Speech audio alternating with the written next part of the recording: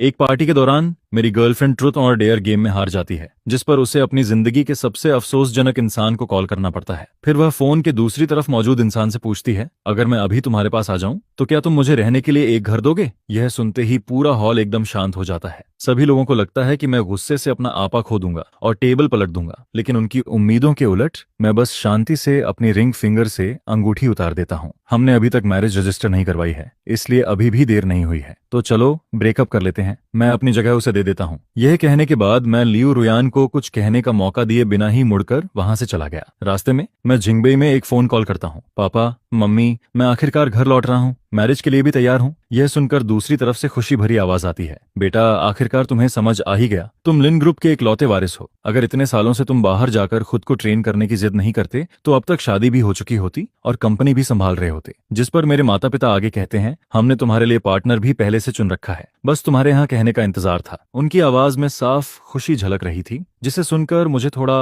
अपराध बोध महसूस हुआ, जिस पर मेरा लहजा भी अनजाने में नरम पड़ गया। मैं आपकी सारी अरेंजमेंट मान लूंगा। अच्छा, बहुत अच्छा। वेडिंग 19 तारीख को रख देते हैं। तुम कब वापस आ रहे हो? क्या पहले अपनी होने वाली पार्टनर से मिलना चाहोगे? अगर चाहो तो मैं तुम दोनों की मुलाकात अरेंज करवा देती हूँ। मम्मी की उतावली आवाज सुनकर मेरा सिर थोड़ा दर्द करने लगता है, जिस पर मैं हल्की मुस्कान के साथ कहता हूँ, मुझे फर्क नहीं पड़ता कि वह कौन है, मुझे कोई खास दिलचस्पी भी नहीं है। इसके बाद मैं उनकी बात बीच में ही काट देता हूँ। मैं जल्दी लिन फैमिली लौटकर फैमिली बिजनेस संभालना चाहता हूँ। मैरिज तो बस एक फॉर्मेलिटी है, मिलने की कोई जरूरत नहीं है। आप लोग बस वेडिंग की तैयारी कर लीजिए, मैं शादी से एक दिन पहले वापस आ जाऊंगा। मेरी बात खत्म होते ही बेडरूम का दरवाजा बाहर से खुलता है। आवाज सुनकर मैं सहज रूप से पीछे मुड़कर देखता हूँ, जिस पर लियू रुयान अंदर आती हुई दिखाई देती है। उसके चेहरे पर हल्की उलझन थी। वेडिंग? कौन सी वेडिंग? उसके सवाल भरे चेहरे को देखकर मैं आराम से कॉल काट देता हूँ। एक दोस्त की शादी है, उसने मुझे बेस्ट मैन बनने के लिए कहा है। यह सुनकर लियू रुयान के चेहरे का तनाव तुरंत कम हो जाता है और वह आगे कुछ नहीं पूछती। मैं फोन टेबल पर रखकर बाथरूम में चला जाता हूँ। थोड़ी देर बाद पानी बहने की आवाज गूंजती है और उसी समय टेबल पर रखा फोन लगातार रिंग करने लगता है। कुछ पल सोचने के बाद मैं स्क्रीन देखता हूँ, जिस पर एक मैसेज दिखाई देता है। सेंडर का नाम था चेंजे। उस साल की बात तुम्हें अभी भी याद है? क्या तुम सच में लिन चुआन से शादी करने वाली हो? ये मैसेज पढ़ते ही मेरे दिल में तेज दर्द उठता है। मेरे हाथ एक पल के लिए रुक जाते हैं। फिर मैं चैट हिस्ट्री ऊपर स्क्रॉल करता हूँ, जिस पर 10 मिनट पहले भेजा गया लियू रुयान का मैसेज मेरी आंखों के सामने आ जाता है। चेंजे, 33 दिन बाद तुम्हारा 28वां बर्थडे है। क्या तुम्हें याद है कि तुमने मुझसे क्या वादा किया था? मैं फोन वापस वहीं रख देता हूँ और सोफा पर बैठ जाता हूँ, जिस पर मेरे दिमाग में पुरानी यादें एक एक करके उभरने लगती हैं। जब मैं 18 साल का था, मेरी आंट चाइना वापस लौटी थी और उनकी शादी हुई थी,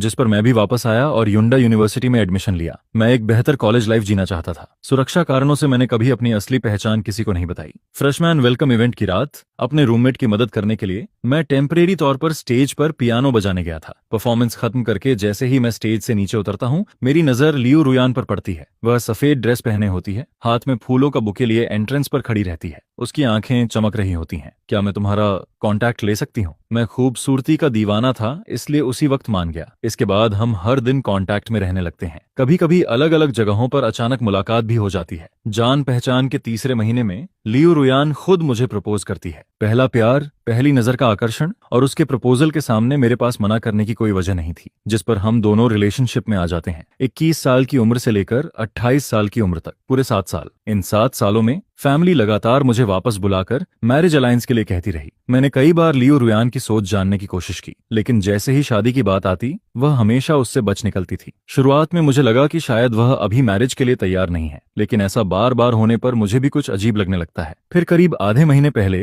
एक ड्रिंकिंग पार्टी में मुझे सच्चाई पता चलती है, जिस पर मुझे मालूम पड़ता है कि लियू रुयान हमेशा से अपने बचपन के दोस्त चेंजे से प्यार करती थी। बस अफसोस की बात यह थी कि चेंजे उसे सिर्फ दोस्त मानता था, और जिस वजह से लियू रुयान मेरे करीब आई थी वह भी बेहद दर्दनाक थी। पहली मुलाकात वाली रात चेंजे किसी और लड़की के साथ था, जबकि स्टेज पर पियानो बजाते हुए मुझमें उसे चेंजे की थोड़ी झलक दिखाई दी थी। अपने दिल का खालीपन भरने और चेंजे को भूलने की कोशिश में उसने मुझे चुना। इसके बाद के सालों में चेंजे दर्जनों बार रिलेशनशिप में गया और हर बार ब्रेकअप भी किया। जब भी उसे किसी से अलग होते देखती, लियू रुयान के मन में फिर उसके पास जाने का विचार आता, लेकिन इससे पहले कि वह कुछ कह पाती, चेंजे किसी नए रिलेशनशिप में चला जाता, जिस पर उसके दिल का दर्द और गहरा होता जाता। ऐसे ही ही समय गुजरता रहा और देखते ही देखते 7 साल बीत गए, लेकिन लियू रुयान ने कभी चेनजे को भुलाया नहीं। वह हमेशा उसका इंतजार करती रही, खासतौर पर उस मजाकिया वादे का जो चेनजे ने किशोरावस्था में किया था। रुयान, अगर 28 साल की उम्र तक हमारी शादी नहीं हुई तो क्यों ना हम दोनों एक दूसरे को ट्राई करें। इसी वजह से वह हर साल उससे यही सवाल पूछती थी, और इस साल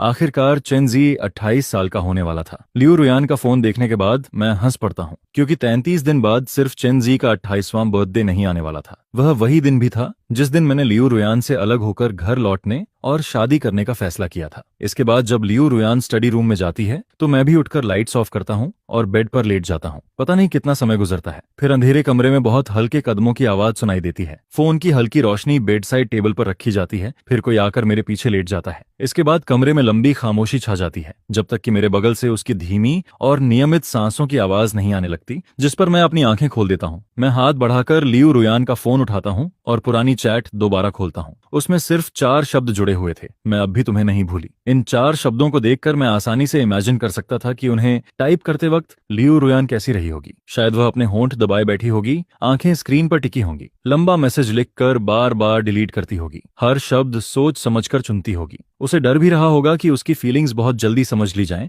और यह डर भी कि कहीं समझी ही न जाएं। ऐसी सावधानी और झिझक मैंने उसमें सिर्फ चेनजे के सामने ही देखी थी। यह सोचकर मेरे होंठों पर एक कड़वी मुस्कान आ जाती है। वह पूरे दिल से उस 28 साल वाले वादे का इंतजार कर रही थी, पूरे दिल से चेनजे के उससे शादी करने की हाँ का इंतजार कर रही थी। उस रात मैं पूरी तरह जागता रहा, आंखें बंद थीं, लेकिन नींद बिल्कुल नहीं आई। सुबह होते ही बगल से हल्की सरसराहट की आवाज आती है, जिस पर मैं आंखें खोल देता हूँ। लियू रुयान हाथों पर लोशन लगा रही होती है, फिर वह उलझन भरे चेहरे के साथ मेरी तरफ देखती है। आज इतनी जल्दी क्यों उठ गए, कोई काम है क्या? मैं काफी देर तक चुप रहता हूँ, फिर धीरे से कहता हूँ, आज तुम्हारा बर्थडे है, क्या तुम भूल गई हो? यह सुनते ही लियू रुयान एक पल के लिए ठिठक गई, जिस पर लियू रुयान कुछ पल चुप रहती है और फिर सिर हिलाकर हामी भर देती है। पिछले आधे महीने से लियू रुयान का पूरा ध्यान सिर्फ उस 28 साल वाले वादे पर था। चेनजे के अलावा वह किसी और चीज के बारे में सोच ही नहीं रही थी। अब तो हाल यह था कि उसे अपना बर्थडे तक याद नहीं रहा। यह सोचकर मेरा दिल और भी भारी हो जाता है। पिछले 2 महीनों से मैं उसके लिए सरप्राइज तैयार करने में लगा था, लेकिन आखिर में मेरी सारी मेहनत बेकार चली गई। मेरे दिल में कड़वाहट भर जाती है, जिस पर लियू रुयान मेरे बदलते चेहरे पर ध्यान दिए बिना कहती है, बस साधारण सा सेलिब्रेशन कर लेना, पहले की तरह इतना ग्रैंड करने की जरूरत नहीं है। पिछले कई सालों से मैं हमेशा उसकी बर्थडे पार्टी को खास बनाने की पूरी कोशिश करता था, सिर्फ इसलिए कि वह खुश रहे, लेकिन उसने कभी मेरी मेहनत और त्याग को अहमियत नहीं दी। इसलिए उसकी बात सुनकर मेरी आवाज में हल्का सा आत्मव्यंग्य आ जाता है। पार्टी की सारी तैयारी हो चुकी है, सभी लोगों ने आने का वादा किया है, इसलिए अब इसे कैंसिल नहीं किया जा सकता। 3 महीने पहले से तैयारी शुरू कर दी थी। उस समय मुझे नहीं पता था कि तुम्हारे दिल में कोई और है। अगर पहले से पता होता तो मैं ये पार्टी कभी ऑर्गेनाइज नहीं करता। मेरी बात सुनकर लियू रुयान कुछ नहीं कहती, फिर वह फोन उठाती है और बेडरूम से बाहर चली जाती है, जिस पर उसके मुड़ने से पहले मैं उसकी हल्की सिकुड़ी हुई भौहें देख लेता हूँ। कंपनी पहुंचने के बाद मैं सीधे मैनेजर के ऑफिस में जाकर रेजिग्नेशन लेटर जमा कर देता हूँ। जब मैं बाहर निकलता हूँ तो मेरे हाथ में रेजिग्नेशन देखकर पूरा ऑफिस जैसे फट पड़ता है। शाओचुआन, तुम सच में जा रहे हो? अभी तो बताया और तुरंत इस्तीफा भी दे दिया। नई जॉब मिल गई क्या, या फिर घर जाकर अरबों की प्रॉपर्टी इनहेरिट करने वाले हो? सभी की चिंता और जिज्ञासा सुनकर मैं अपना सामान नीचे रखता हूँ और हल्की मुस्कान के साथ कहता हूँ, मैं शादी करने वापस जा रहा हूँ। यह सुनते ही सभी को जैसे सब समझ आ जाता है, जिस पर वे लगातार सिर हिलाने लगते हैं। मेरे सबसे करीबी कॉलीग छिन हाओ आगे बढ़कर पूछता है, शाओचुआन, आखिरकार तुम्हारी गर्लफ्रेंड शादी के लिए मान गई? अचानक उसे क्या हो गया? मैं इस सवाल का जवाब नहीं देता और टॉपिक बदल देता हूँ। इन सालों में आप सबने मेरी बहुत मदद की है। आज शाम मैं सबको डिनर खिलाता हूँ। काम खत्म होने के बाद मैं 4-5 कॉलीग्स के साथ डिनर करने चला जाता हूँ। लगभग 2 घंटे बाद जब मैं होटल पहुंचता हूँ तब रात के 8 बज चुके होते हैं। मैं जल्दी जल्दी प्राइवेट रूम की तरफ बढ़ता हूँ, लेकिन जैसे ही दरवाजा खोलने वाला होता हूँ, अंदर से आती बातचीत सुनकर मेरे कदम रुक जाते हैं। आज बाहर इतनी ठंड है, फिर भी रुयान किसी को लेने गई है? जिस पर दूसरा इंसान हंसते हुए कहता है, और कौन होगा? चेनजे ही होगा। मैं अभी उसके पास ही खड़ा था। मैंने खुद सुना कि चेनजे ने कहा वह आज वापस आ रहा है, और यह सुनते ही रुयान उसे लेने भाग गई। सच में? तो फिर रुयान खुशी से पागल हो रही होगी। 1 महीने बाद उसका 28वां बर्थडे है। चेनजे भी 28 साल का होने वाला है। ऐसे समय पर उसका लौटना, कहीं वह सच में अपना वादा पूरा करने तो नहीं आया?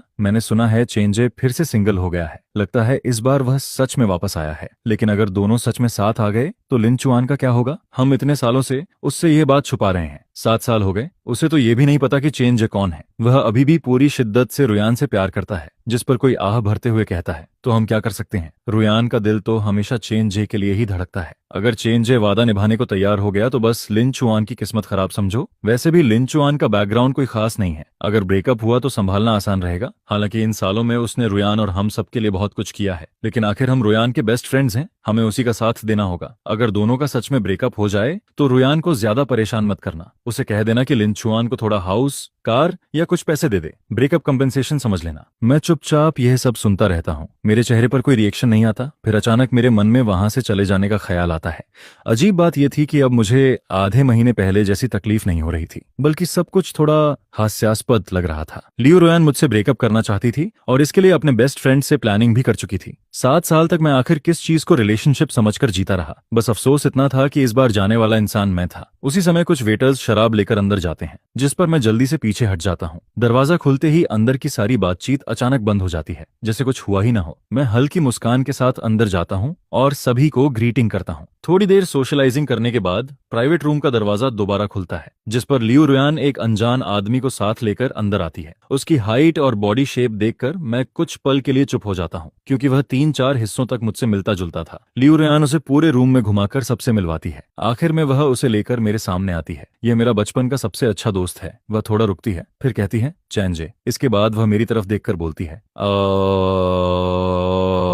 और यह मेरा एक साधारण दोस्त है, लिन चुआन। यह कहते समय लियो रुयान पहले से तैयार थी कि शायद मैं गुस्सा हो जाऊंगा, लेकिन मेरी प्रतिक्रिया उसकी उम्मीद से बिल्कुल अलग थी। मैं सिर्फ उसकी तरफ गहराई से देखता हूँ, फिर 2 कदम पीछे हटकर दोनों से थोड़ा डिस्टेंस बना लेता हूँ। मेरे होठों पर हल्की मुस्कान आ जाती है। हेलो ब्रदर चेन, मैं लियो रुयान का एक साधारण दोस्त हूँ। मेरी बात सुनकर लियो रुयान कुछ सेकंड के लिए स्तब्ध रह जाती है। इसके बाद रूम का माहौल फिर से सामान्य हो जाता है। चैन जे का स्वभाव काफी खुला हुआ था। वह हर किसी से आसानी से घुल मिल जाता है। हाथ में वाइन ग्लास लेकर वह रूम के एक कोने से दूसरे कोने तक घूमता रहता है। फिर वह लोगों को ड्रिंकिंग गेम्स खेलने के लिए इकट्ठा कर लेता है। कुछ देर बाद उसके हाथ में कार्ड्स होते हैं, जिस पर वह किसी से वाटरमेलन लाने को कहता है। लियो रुयान बिना सोचे अपनी ही फोर्क से एक वाटरमेलन पीस उठाकर उसे खिला देती है। चेन जे भी इसे कोई बड़ी बात नहीं मानता। कुछ बाइट खाने के बाद वह सीधे उसके वाइन ग्लास से आधी वाइन पी लेता है। मैं कुछ मीटर दूर बैठा यह सब देखता रहता हूँ, जिस पर मेरी नजर लियो रुयान के हाथ में पकड़े उसी ग्लास पर टिक जाती है। वह बार बार उसी ग्लास से वाइन पीती रहती है और हर बार ठीक उसी जगह से पीती है जहां कुछ पल पहले चेन जे के होंठ लगे थे। धीरे धीरे वह नशे में आने लगती है, लेकिन बर्थडे पार्टी का सबसे जरूरी हिस्सा अभी बाकी था। सभी लोग बर्थडे सॉन्ग गाने लगते हैं और उसे कैंडल बुझाने के लिए खड़ा करते हैं, जिस पर पूरा रूम अचानक शांत हो जाता है। मैं खुद उठकर केक लाता हूँ और कैंडल्स लगाता हूँ। 28 नंबर वाली कैंडल देखकर लियो रुयान अपनी कनपटी दबाती है, जैसे नशा कम करने की कोशिश कर रही हो। फिर उसकी धुंधली नजर पूरे रूम में घूमती है। अचानक वह एक उंगली ऊपर उठाती है। इस साल मैं विश नहीं मांगना चाहती, मैं एक सवाल पूछना चाहती हूँ। यह कहते हुए वह सीधा चेन जरे की तरफ इशारा करती है। उसकी नशे में डूबी आंखें भी उसी पर टिकी रहती हैं। ब्रोदर चेन, तुम जल्द ही 28 साल के होने वाले हो। मैं तुमसे एक सवाल पूछना चाहती हूँ, क्या इस समय तुम्हारी कोई गर्लफ्रेंड है? यह सवाल सुनते ही रूम में बैठे सभी लोग एक दूसरे की तरफ देखने लगते हैं। चारों तरफ से आती नजरों का सामना करते हुए चेन जे अपनी बैठने की पोजीशन ठीक करता है, फिर शांत स्वर में जवाब देता है, फिलहाल नहीं। उसके जवाब के बाद कुछ सेकंड की खामोशी छा जाती है। फिर अचानक कोई जोर से चिल्लाता है, वाह, और पूरा रूम शोर से भर जाता है। नशे में धुत बेस्ट फ्रेंड्स उछलकर खड़े हो जाते हैं। वे लियो रुयान को घेर लेते हैं और नाचने गाने लगते हैं। इस पूरे हंगामे के बीच मैं अपनी जगह पर शांत बैठा रहता हूँ, बिल्कुल वैसे ही जैसे एक साधारण दोस्त जिसे कुछ भी पता नहीं है। सुबह होने तक पार्टी चलती रहती है। जब सभी लोग चले जाते हैं तब मैं लियो रुयान को सहारा देकर कार तक ले जाता हूँ। वह अभी भी पहले वाली खुशी में डूबी हुई थी। मेरी गोद में सिर रखकर वह दिल की बहुत सारी बातें कहने लगती है, जिस पर उसकी आवाज धीरे धीरे भर्रा जाती है। वह रूंधे गले के साथ बोलना शुरू करती है। वह रूंधे हुए गले से कहती है, मत जाओ, मेरे पास ही रहो प्लीज। आखिर बाकी सबको मौका मिल सकता है तो मुझे क्यों नहीं? मैंने तुम्हारा बहुत सालों तक इंतजार किया है, हर दिन तुम्हारा इंतजार किया है। उसकी यह बातें सुनकर आगे बैठा ड्राइवर भी चुपके से मुस्कुरा देता है, जिस पर कार से उतरते समय वह मुझे शराब में धुत लियो रुयान को संभालते हुए देखता है और मजाक में कहता है, भाई, आपकी गर्लफ्रेंड तो आपसे बहुत प्यार करती है। मैं हल्की मुस्कान देता हूँ, लेकिन दिल के अंदर एक चुभन सी उठती है, क्योंकि वह चेन जैसे प्यार करती थी, मुझसे नहीं। अगली सुबह जब लियो रुयान का नशा उतरता है तो उसे पिछली रात की बातें याद आ जाती हैं, जिस पर वह जल्दी से मेरे पास आकर सफाई देने लगती है। कल क्लब में मुझे बहुत लोगों ने ड्रिंक करा दी थी। शायद मैंने बहुत सी बेकार बातें कर दी। सब शराब का असर था। बकवास कर रही थी मैं, तुम दिल पर मत लेना। मैंने सोचा भी नहीं था कि उसे पिछली रात की बातें याद रहेंगी, और यह भी नहीं सोचा था कि वह इतना खराब बहाना बनाएगी। लेकिन फिर भी मैं शांत रहता हूँ और उसके साथ यह ड्रामा निभाता हूँ। मैं हल्के से सिर हिला देता हूँ, कोई बात नहीं, मैं समझता हूँ। न जाने क्यों मेरे इस शांत चेहरे को देखकर और कल चेन जे से उसका परिचय करवाने के समय मेरी प्रतिक्रिया याद करके लियू रुयान अचानक बेचैन हो जाती है। वह कुछ देर सोचती रहती है, फिर जल्दी से टॉपिक बदल देती है। कल मैं सबके साथ ड्रिंक करने में बिजी हो गई थी, तुम्हें इग्नोर कर दिया। लिंचॉन, क्या तुम मुझसे नाराज हो? चलो आज हम डेट पर चलते हैं। मैं कुछ कहने ही वाला था कि वह फिर बोल पड़ती है, आज शाम को। मैं सीधे मना करना चाहता था, लेकिन मेरे इनकार को देखकर वह और ज्यादा अपराध बोध महसूस करने लगती, जिस पर वह लगातार मुझे मनाने की कोशिश करती है। आखिरकार मैं मना नहीं कर पाता और हाँ कह देता हूँ। शाम को मैं कपड़े बदलकर बाहर जाने की तैयारी करता हूँ। उसी समय किन हाओ का मैसेज आता है। लिंचुआन, क्या तुमने अपनी गर्लफ्रेंड को नहीं बताया कि तुमने जॉब छोड़ दी है? वह अभी कंपनी में तुम्हें ढूंढने आई थी और अभी बहुत गुस्से में लग रही है। मैं मैसेज पूरा भी नहीं पढ़ पाता कि लियो रुयान का फोन आ जाता है। स्क्रीन पर उसका नाम देखते ही मेरी आंखें सिकुड़ जाती हैं। कुछ सेकंड सोचने के बाद मैं कॉल रिसीव कर लेता हूँ। तुरंत उसकी नाराज आवाज सुनाई देती है। तुम्हारे कॉलेग्स ने कहा कि तुम जॉब छोड़कर शादी करने जा रहे हो। मैं अभी कोई बहाना सोच ही रहा था कि वह ठंडी आवाज में आगे बोलती है, मैंने पहले ही तुमसे कहा था, अभी मेरा शादी करने का कोई इरादा नहीं है। तभी मुझे समझ आता है, लियो रुयान को लगा कि मैं उस पर शादी का दबाव बना रहा हूँ, इसलिए वह इतनी भड़क गई थी। मैं धैर्य से समझाता हूँ, मैं तो बस कोलीग्स से मजाक कर रहा था। ऐसी बात सच कैसे हो सकती है? जॉब इसलिए छोड़ी क्योंकि हाल ही में थोड़ा थक गया हूँ। यह सुनते ही उसकी आवाज कुछ नरम पड़ जाती है।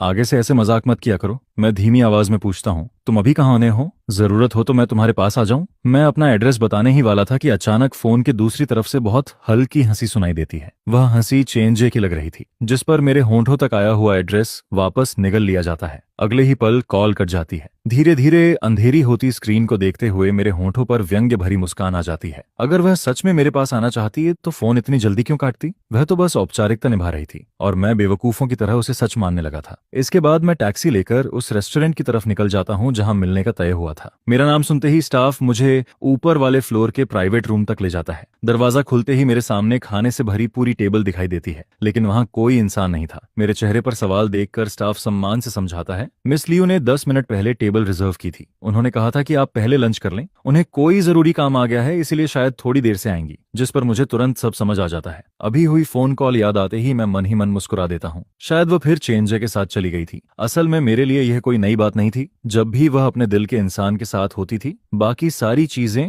उसके लिए महत्व खो देती थीं। मैं ज्यादा नहीं सोचता और सीधे प्राइवेट रूम में बैठ जाता हूँ। स्टाफ बड़े उत्साह से हर डिश का परिचय देता है। मेरे सामने पूरी टेबल सी फूड से भरी हुई थी, जिस पर मैं हल्का सा भौहें सिकोड़ लेता हूँ। यूरोप में बिताए गए वर्षों के दौरान मैंने इतना सी फूड खाया था कि अब उससे ऊब चुका था। देश लौटने के बाद भी मेरी यह आदत नहीं बदली। अगर पहले की बात होती तो लियू रुयान की पसंद के लिए मैं चुपचाप ये सब खा लेता, लेकिन अब मैं खुद को और मजबूर नहीं करना चाहता था। मैं सीधे स्टाफ से कहता हूँ, ये सब हटा दीजिए। स्टाफ घबरा जाता है। सर, मिस लियू पहले ही पेमेंट कर चुकी हैं। ये सब बहुत महंगा है। अगर हटाया गया तो रिफंड नहीं मिलेगा। मैं जेब से कार्ड निकालकर उसकी तरफ बढ़ा देता हूँ। मुझे पता है, सब हटाइए और नया मेन्यू लाइए। ये कार्ड स्वाइप कर दीजिए। चिंता मत कीजिए, मैं पे कर सकता हूँ। जब तक मेरा खाना खत्म होता है, लियू रुयान फिर भी नहीं आती, जिस पर मैं उसका इंतजार किए बिना पेमेंट करता हूँ और वापस लौट जाता हूँ। रास्ते में ही कुछ मैसेजेस आने लगते हैं। लिंचुआन, क्या आज रात तुम कहीं और रुक सकते हो? चेंजे अभी अभी वापस आया है। उसका पुराना घर साफ नहीं हुआ, इसलिए वहां नहीं रह सकता, और उसकी तबीयत भी ठीक नहीं है। उसका पेट खराब है। कोई देखभाल करने वाला होना चाहिए। मैं चाहती हूँ कि वह आज रात यहाँ रुक जाए। क्या ये ठीक रहेगा? ये मैसेज पढ़कर मैं हंस पड़ता हूँ। वह चेंजे की देखभाल भी करना चाहती थी और साथ ही उससे हमारे रिलेशनशिप की सच्चाई भी छुपाना चाहती थी। सच में कमाल था। इस बार मेरा उसके साथ ड्रामा करने का मन नहीं करता, जिस पर मैं सीधा पूछ लेता हूँ, वह तुम्हारा दोस्त ही तो है, फिर हमारे रिलेशनशिप को उससे क्यों छुपा रही हो? और आखिर कब तक छुपाओगी? मैसेज भेजने के काफी देर बाद जवाब आता है, लेकिन लियू रुयान कोई सफाई नहीं देती। वह सिर्फ एक डेट भेजती है, 18 तारीख। अगर यह पहले होता तो शायद मैं इसका मतलब नहीं समझता, लेकिन अब मैं बहुत अच्छी तरह जानता था। 18 तारीख चेंजे का बर्थडे था। अगर उस दिन चेंजे उसका हाथ थाम लेता तो वह बिना किसी झिझक के मुझसे ब्रेकअप कर लेती, और अगर चेंजे उसे ठुकरा देता तो वह पलटकर मेरे पास आती, फिर शादी की बात छेड़ती। अगर मैं मना कर देता तो वह कह सकती थी कि वह तो बस मजाक कर रही थी, चाहे आगे बढ़े या पीछे हटे। दोनों तरफ उसके पास परफेक्ट एग्जिट प्लान मौजूद था, जिस पर मुझे उसकी प्लानिंग की तारीफ करनी पड़ती है। लेकिन अफसोस, मैं उसकी लव स्टोरी का बैकअप ऑप्शन नहीं बनना चाहता था, इसलिए मैं उसे कोई रिप्लाई नहीं देता। सीधे फोन स्विच ऑफ कर देता हूँ और एक होटल का एड्रेस बताकर वहां चला जाता हूँ। सोने से पहले थोड़ी वाइन पीता हूँ और फिर गहरी नींद में सो जाता हूँ। जब मेरी आंख खुलती है तब अगली शाम हो चुकी होती है। मैं टाइम देखने के लिए फोन ऑन करता हूँ, जिस पर दर्जनों नए मैसेजेस सामने आ जाते हैं। उनमें ज्यादातर लियू रुयान के थे, बाकी उसके बेस्ट फ्रेंड्स के। तुम कहाँ हो? फोन क्यों नहीं उठा रहे? मैसेज का रिप्लाई क्यों नहीं दे रहे? डराना बंद करो। रुयान पूरी रात तुम्हें ढूंढती रही है। इन मैसेजेस को पढ़कर मेरे होंठों पर ठंडी हंसी आ जाती है। क्या सिर्फ फोन ऑफ करके सो जाना भी किसी को डराना कहलाता है? और फिर क्या उन लोगों को सच में मेरी चिंता थी? आखिर लियो रुयान के दिल में तो हमेशा चेंज ही था। उसे मेरी परवाह क्यों होती? मैं मैसेजेस पढ़ ही रहा था कि लियो रुयान का कॉल फिर आ जाता है। इस बार उसकी आवाज बिल्कुल भी नरम नहीं थी। चैनजे ने बस एक रात के लिए घर उधार लिया था। क्या तुम्हें इतना गुस्सा करने की जरूरत थी? अगर तुम नाराज भी थे तो इस तरह गायब होकर गुस्सा दिखाने की क्या जरूरत थी? मैं उसकी बात सुनता रहता हूँ, लेकिन इस बार मैं कोई सफाई देने की कोशिश नहीं करता, बल्कि शांत होकर उसकी अगली बात का इंतजार करता हूँ। बहाना था, कोई गुस्सा नहीं था, बस फोन की बैटरी खत्म हो गई थी और अपने आप स्विच ऑफ हो गया था। अगर पहले की बात होती तो लियो नुयेन शायद मेरी इस बात पर यकीन कर लेती, लेकिन आज पता नहीं क्यों वह अचानक मुझसे सवाल पर सवाल करने लगती है, जिस पर वह पूछती है, तो फिर पहले किसी भी वक्त तुमसे संपर्क हो जाता था, लेकिन कल रात ही फोन क्यों बंद था? यह सुनकर मैं कुछ पल के लिए रुक गया और अचानक बहुत सारी पुरानी बातें याद आने लगीं। कुछ साल पहले की एक रात लियो न्यूयेन को अचानक पेट में तेज दर्द हुआ था। वह अपनी सेक्रेटरी को फोन करना चाहती थी, लेकिन गलती से मुझे कॉल कर दिया, जिसे सुनकर मैं तुरंत दवा लेकर उसके पास पहुंच गया था। पिछले साल जब वह विदेश बिजनेस ट्रिप पर गई थी, तब वहां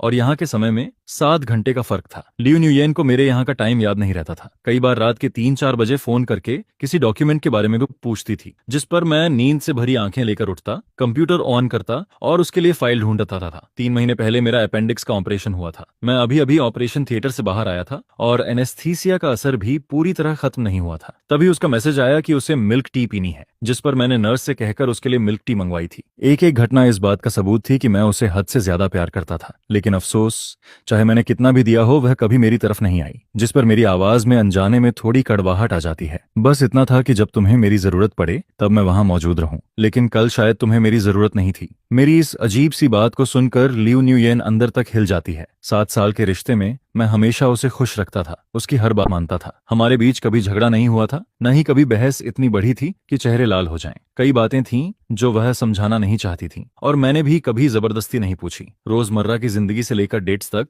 मैं हर छोटी बड़ी बात में उसका ख्याल रखता था। लियो न्यूयेन को मानना पड़ता है कि मैं लगभग एक परफेक्ट बॉयफ्रेंड था। यह सोचकर उसकी आवाज भी थोड़ी नरम पड़ जाती है। मुझे पता है, अभी मैं बस तुम्हारी बहुत चिंता कर रही थी, इसलिए ज्यादा बोल गई, सॉरी। वैसे तुम अभी कहाँ हो? मैं तुम्हें लेने आ जाती हूँ। लेकिन इस वक्त मेरा उससे मिलने का कोई मन नहीं था, जिस पर मैंने सिर्फ इतना कहा, जरूरत नहीं है, और टैक्सी लेकर घर लौट आया। घर पहुंचते ही मेड मुझसे कहती है, मिस लियो अभी थोड़ी देर पहले बाहर गई हैं। बिना सोचे भी मैं समझ जाता हूँ कि शायद फिर से तांत्रेच उसे अपने साथ ले गया होगा। हवा में अब भी मर्दों वाले परफ्यूम की खुशबू तैर रही थी, लेकिन मैंने उससे यह नहीं पूछा कि लियो न्यूयेन कहाँ गई है, बल्कि सीधे कहा कि खिड़कियां खोल दो ताकि हवा अंदर आ सके। इसके बाद अगले आधे महीने तक मेरी लियो न्यूयेन से मुलाकात नहीं होती है। ऐसा लगता है जैसे मैं इस गर्लफ्रेंड के बिना रहने का आदी हो गया हूँ। न कोई फोन कॉल, न कोई रिप्लाई। हालांकि ट्रांतिशा की सोशल मीडिया पोस्ट्स देखकर मैं उसकी हर एक्टिविटी जानता रहता हूँ, लेकिन मैं अब उससे सवाल नहीं करना चाहता था, न ही यह जानना चाहता था कि आखिर उसके मन में क्या चल रहा है। मेरे लिए अब हर गुजरता दिन सिर्फ एक काउंटडाउन था और मैं अपनी एनर्जी ऐसे इंसान पर खर्च नहीं करना चाहता था जिससे आखिरकार अलग होना ही था। न्यू ईयर की पूर्व संध्या पर बर्फ गिरनी शुरू हो जाती है। मेरा मूड ठीक था, इसलिए मैं पूरी रात फ्रेंच विंडो के सामने बैठकर मूवी देखता रहता हूँ। सुबह होने से पहले बाहर पटाखों की आवाज गूंजने लगती है। मैं थोड़ा थका हुआ स्विंग चेयर पर लेटकर सोशल मीडिया स्क्रॉल कर रहा होता हूँ। तभी पूरी रात शांत पड़ा बेडरूम अचानक कदमों की आवाज से भर जाता है, जिस पर मैं उठकर देखता हूँ और सामने लियो न्यूयेन नशे में धुत लौटती दिखाई देती है। वह लड़खड़ाते हुए अंदर आती है, हाथों में पकड़े बड़े बड़े बैग्स सोफा पर फेंक देती है और फिर एक एक करके सामान निकालना शुरू करती है। यह 2 स्कार्व्स हैं, बाहर इतनी बर्फ पड़ रही है। लाम एक्सुएन, तुम्हें ठंड तो नहीं लग रही? और यह ब्रेसलेट है जो मैंने कुछ दिन पहले तुम्हारे न्यू ईयर गिफ्ट के लिए खरीदा था, देखो पसंद आया या नहीं? यह कहते हुए वह सारे गिफ्ट्स मेरी गोद में ठूंस देती है। मुझे गर्मी लगती है, इसलिए मैं स्कार्फ उतार देता हूँ, लेकिन वह फिर मेरा हाथ पकड़ लेती है। सॉरी, इन दिनों मैं बहुत बिजी थी, इसलिए तुमसे मिलने नहीं आ पाई। क्या तुम फिर से नाराज हो गए? पिछली बार भी मुझे तुम्हें इंतजार नहीं करवाना चाहिए था। मुझे माफ कर दो ना, हम दोनों आगे से अच्छे से रहेंगे। यह कहते कहते वह मेरे करीब झुकती है और मुझे किस करने की कोशिश करती है, लेकिन मैं उसके शरीर से आती शराब की गंध बिल्कुल बर्दाश्त नहीं कर पाता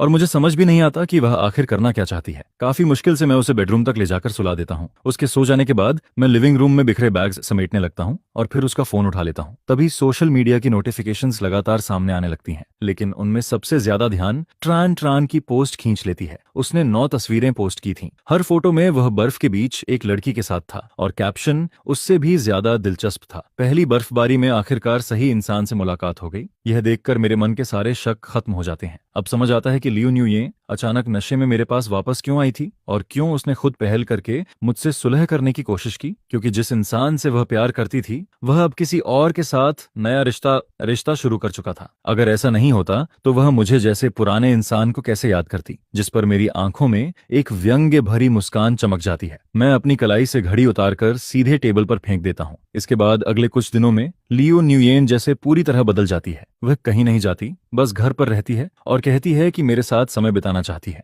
मेरा पेट ठीक नहीं रहता तो वह खुद मेरे लिए दलिया बनाती है। मैं ट्रैवल एडवर्टाइजमेंट को 2 बार ज्यादा देख लूं तो वह अगले साल साथ घूमने जाने की प्लानिंग शुरू कर देती है। शायद चोट लगने के बाद इस बार वह पहले से भी ज्यादा अच्छे तरीके से मेरे साथ पेश आ रही थी, लेकिन अब मैं कभी उसके दिखावे में नहीं आने वाला था। मैं बस चुपचाप लियो न्यूयन को एक आदर्श गर्लफ्रेंड का रोल निभाते हुए देखता रहता हूँ और वह मेरी कुछ बातों के लिए भाग दौड़ करती रहती है, लेकिन मेरे मन में उसके लिए अब कोई अपराध बोध नहीं था। आखिर यह सब वह सिर्फ अपने पुराने कर्ज चुकाने के लिए कर रही थी और मुझे इसे स्वीकार करने में कोई मानसिक बोझ नहीं था। स्प्रिंग फेस्टिवल के बाद माँ ने मुझे वेडिंग सूट्स की कुछ फोटोज भेजी और पूछा कि कौन सा डिजाइन पसंद है, जिस पर मैं फोन लेकर एक एक तस्वीर ध्यान से देखने लगता हूँ। शायद मैं जरूरत से ज्यादा फोकस था, इसलिए लियो न्यूयेन कब मेरे पास आकर खड़ी हो गई मुझे बिल्कुल पता नहीं चला। जब तक उसने मेरा फोन खींच नहीं लिया तब तक मुझे एहसास ही नहीं हुआ, और जैसे ही मैंने मुड़कर देखा उसका चेहरा पूरी तरह काला पड़ चुका था। दूल्हे का सूट? तुम ग्रूम सूट क्यों देख रहे हो? मैं बिना पलक झपकाए झूठ बोल देता हूँ। पिछली बार बताया था ना, एक दोस्त की शादी होने वाली है, उसके वेडिंग सूट में थोड़ी दिक्कत आ गई है तो नया बनवाना पड़ रहा है। उसने मुझसे राय मांगी थी। मेरे चेहरे पर कोई बदलाव न देखकर लियो न्यूये का शक धीरे धीरे कम हो जाता है। वह फोन वापस देती है और अचानक पूछती है, तुम्हें शादी की डेट याद है? उस दिन मेरे साथ चलोगे? उसकी गंभीर शक्ल देखकर मेरे चेहरे पर अजीब सा एक्सप्रेशन आ जाता है। 19 फरवरी? तुम सच में जाना चाहती हो? जिस पर लियो न्यूयेन कुछ पल के लिए चौंक जाती है और मैं उसकी तरफ देखता हुआ चुपचाप उसके जवाब का इंतजार करने लगता हूँ। काफी देर की खामोशी के बाद वह आखिर मजबूर मुस्कान के साथ जवाब देने लगती है। वह बेहद मजबूरी वाली मुस्कान के साथ बात टालते हुए कहती है, उस वक्त देखा जाएगा। उस सवाल के बाद से ही लियो न्यूयेन फिर से उदासी में डूब जाती है। पूरा दिन ऐसा लगता है जैसे वह किसी ख्याल में खोई हुई हो। उसका मन कहीं और ही भटक रहा था, जिस पर मैं भी उस शादी का बहाना बनाकर बिना किसी झिझक के उसके सामने अपना सामान पैक करना शुरू कर देता हूँ। ग्रेजुएशन के बाद इस रिवर साइड अपार्टमेंट में शिफ्ट हुए पूरे 6 साल हो चुके थे।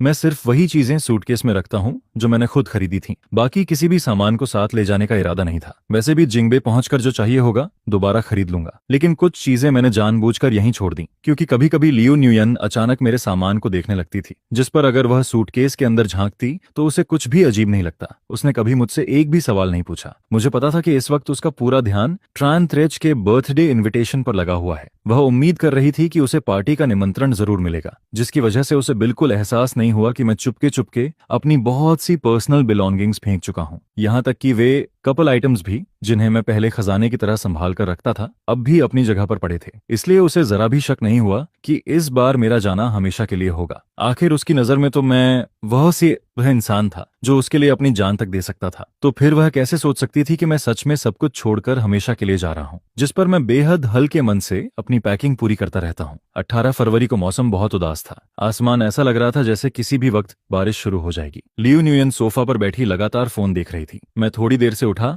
और डाइनिंग टेबल पर बैठकर नाश्ता करने लगा, जिस पर मेड आसमान की तरफ देखकर पूछती है, मिस्टर लाम, लगता है बारिश आने वाली है, क्या एयरपोर्ट थोड़ा जल्दी नहीं निकलना चाहिए? यह सुनकर लियो न्यूयन तुरंत सिर उठाती है। एयरपोर्ट क्यों जाना है? फिर उसे अचानक याद आता है, ओह, कल शादी में जाना है। उस दिन मैंने कहा था कि सोचूंगी। अब फैसला कर लिया क्या? जिस पर मैं बस सामान्य तरीके से जवाब देता हूँ और चुपचाप उसकी तरफ देखने लगता हूँ। कुछ सेकंड की खामोशी के बाद लियो न्यूयन आखिर कहती है, जगह काफी दूर है, मैं तुम्हें एयरपोर्ट छोड़ देती हूँ। उसके इस जवाब पर मुझे बिल्कुल भी हैरानी नहीं होती। मैं आराम से टोस्ट का आखिरी टुकड़ा खत्म करता हूँ और फिर बेडरूम में जाकर सामान उठा लेता हूँ। इसके बाद हम दोनों कार में बैठ जाते हैं, लेकिन जैसे ही लियो न्यूयन सीट बेल्ट लगाती है उसका फोन बज उठता है, जिस पर वह जल्दी से फोन खोलती है। अगले ही पल उसके चेहरे पर छिपी न जा सकने वाली खुशी दिखाई देने लगती है। वह फोन नीचे रखती है, सीधे सीट बेल्ट खोलती है और कार का दरवाजा खोलकर बाहर निकल जाती है। जब वह नीचे उतर चुकी होती है तभी उसे एहसास होता है कि उसने क्या किया है, जिस पर वह जल्दी से झुककर मुझे समझाने लगती है, लम्सुइन, कंपनी में अचानक एक जरूरी काम आ गया है,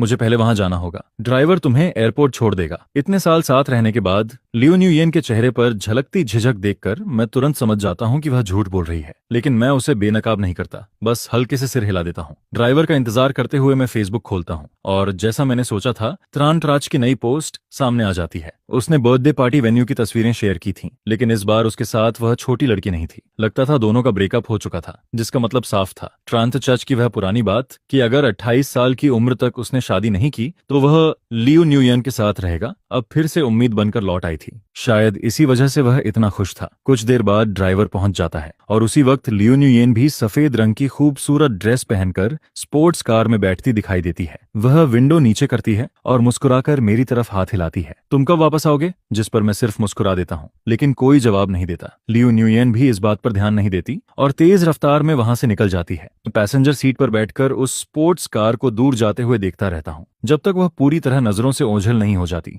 जिस पर मैं धीरे से ड्राइवर से कहता हूँ, चलो। बाहर हल्की बारिश शुरू हो चुकी थी। बारिश की बूंदें शीशे पर गिरती हैं और धीरे धीरे बाहर का नजारा धुंधला होने लगता है। लेकिन अब मेरा भी देखने का मन नहीं था। मैं मन ही मन आखिरी बार अलविदा कहता हूँ, अलविदा, अब कभी मुलाकात नहीं होगी। प्लेन में चढ़ने से पहले मुझे पापा का फोन आता है, कितने बजे पहुंचोगे? मैंने ड्राइवर भेज दिया है। मैं भी जल्दी घर पहुंचना चाहता था, जिस पर मैंने मना नहीं किया। कल रात मेरी नींद पूरी नहीं हुई थी, इसलिए प्लेन में बैठते ही मुझे नींद आने लगती है और 2 घंटे से ज्यादा की फ्लाइट मैं लगभग पूरी सोते हुए बिताता हूँ। जिंगबई पहुंचने के बाद मैं कैप और सनग्लासेस लगाकर अराइवल गेट से बाहर निकलता हूँ, लेकिन बाहर आते ही कोई मेरा रास्ता रोक लेता है। लामेक्सुएन, उस साफ और मधुर आवाज को सुनकर मैं आधी नींद में ही सिर हिला देता हूँ। अंकल लैम ने मुझे आपको लेने भेजा है। मैं आंखें सिकोड़कर थाम हूसो को देखता हूँ और मन ही मन सोचता हूँ कि शायद यही ड्राइवर है, लेकिन इतनी खूबसूरत लड़की ड्राइवर कैसे हो सकती है? इसके बाद मैं कार में बैठते ही फिर से विंडो के सहारे सो जाता हूँ। जब मेरी आंख खुलती है तो बाहर एक अनजान विला दिखाई देता है, जिस पर मैं हैरानी से पूछता हूँ, यह मेरा घर तो नहीं है? मेरी प्रतिक्रिया देखकर थाम हूसो हल्का सा हंस देती है,